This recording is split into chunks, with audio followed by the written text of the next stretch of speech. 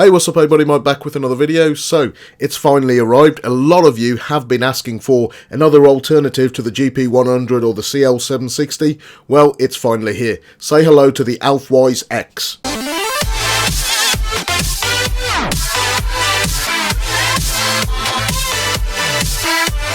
So in this video I'm going to be telling you, hopefully by the end, is the Alfawise X better than a GP100? Well, it's running on Android 6.0, so that's a good start. The GP100 is already trailing behind, but the GP100 has that lens. We're going to see if the lens on the Alfawise X is just as good as the GP100. So before we start answering the question, is this thing better than the GP100 and is this the new projector that I would recommend at a native 720p resolution? Well, let me tell you, this thing's got a throw ratio of about 1.67, so which isn't too far off the GP100. So basically meaning from about 5.5 meters back, you can get up to a 200-inch screen.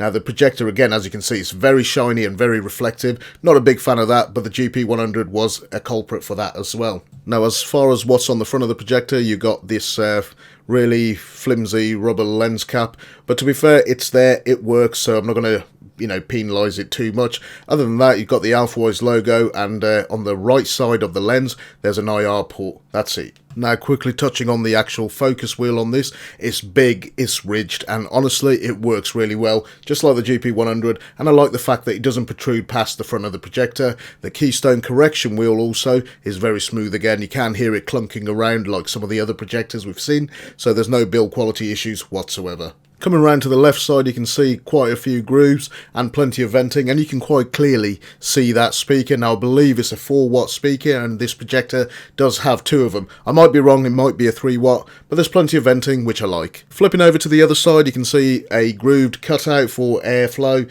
If you look at the upper left corner, you'll see a big old heatsink. Along the bottom, there is a removable dust filter as well as an intake, so every few months pull it out, give it a clean. It will prolong the life of your projector. This thing is rated, by the way, for 20,000 hours. Easy to clip back in, no issues. Flipping over to the base, this is one of a very few 720p projectors of this size that comes with a 1/4-inch thread. You're going to need a pretty substantial metal base plate to mount it to any tripod. Now, you've got 4 rubber feet. Now, if you remove the cap off the rubber feet, you'll see an internal thread. Now, the projector does come with the screws that go into those threads, so you can mount it to a ceiling bracket. Replace it when you're not using it. So, rear port selection. Now, the first thing I liked was the fact that they're all grouped together along one corner, so cable management is easier. TV input, it's not digital, it is only analog. 2 USB, 2 HDMI, that VGA port, so if you're planning on using it for any kind of office environment where it's quite dark, you're not going to be able to use the second HDMI whilst using the VGA. You've also got plenty of RCA inputs, and you've got the 3-prong,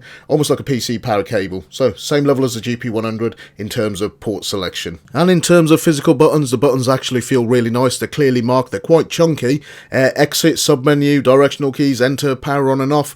And as far as that focus wheel, look, have a look at that. It looks amazingly chunky. It's like, it is plastic, but it's ridged and it's big and there's no rattly sound. Absolutely brilliant. No quality issues whatsoever. Let's go fire this thing up and see how good it is. So in the spirit of keeping everything fair, this is the shelf that any new projector that I test on the channel will sit on. The distance from the wall that you can see to the projector screen surface is about 2.8 meters, so if there is an overspill or an underspill and it doesn't fill the screen, we can scale in and up. As you can see, I powered the projector. It would be nice if they included like a multi-adapter with all these projectors coming out of China. I would absolutely love it. Let me go find some batteries and we'll fire this thing up. So initial thoughts, the colours look really good, and definitely, I mean, considering it's 3200 lumens, I can believe it's very close to that. Text looks pretty good as well, and as far as ambient light coming through, there is ambient light coming through from the right side of the room, from the kitchen and from the hallway. But yeah, text and image sharpness along the corners at the moment look pretty damn good. Let's play a couple of videos. Enjoy.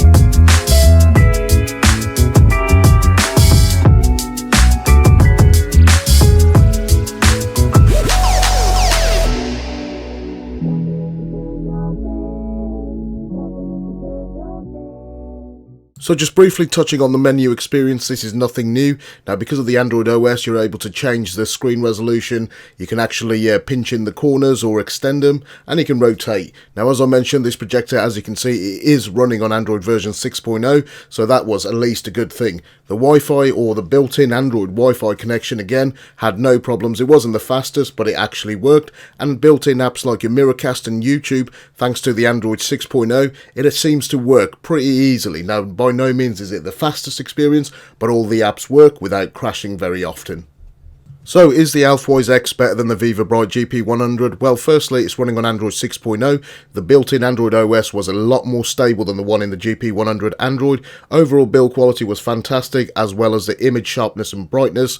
Noise output on this projector, the Alfawise X, came in between 28 decibels and 32, so again, a little bit better than the GP100. So overall, I really can't recommend this projector enough. For the value for money, this thing is definitely king. So I'll link it in the video description if you guys want to go check it out. My name is Mike and this is Tech404. I'll catch you on the next video.